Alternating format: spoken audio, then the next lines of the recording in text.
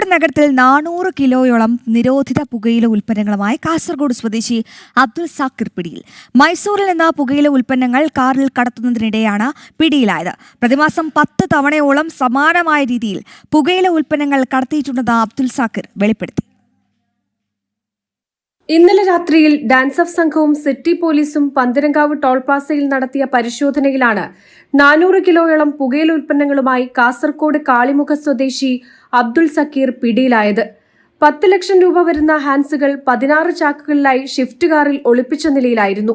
മൈസൂരിൽ നിന്ന് കോഴിക്കോട് വഴി എറണാകുളത്തേക്ക് പുകയില ഉൽപ്പന്നങ്ങൾ എത്തിക്കാനായിരുന്നു പ്രതിയുടെ ശ്രമം. സിറ്റി പോലീസ് കമ്മീഷണർക്ക് ലഭിച്ച രഹസ്യ വിവരത്തിന്റെ അടിസ്ഥാനത്തിലായിരുന്നു പരിശോധന.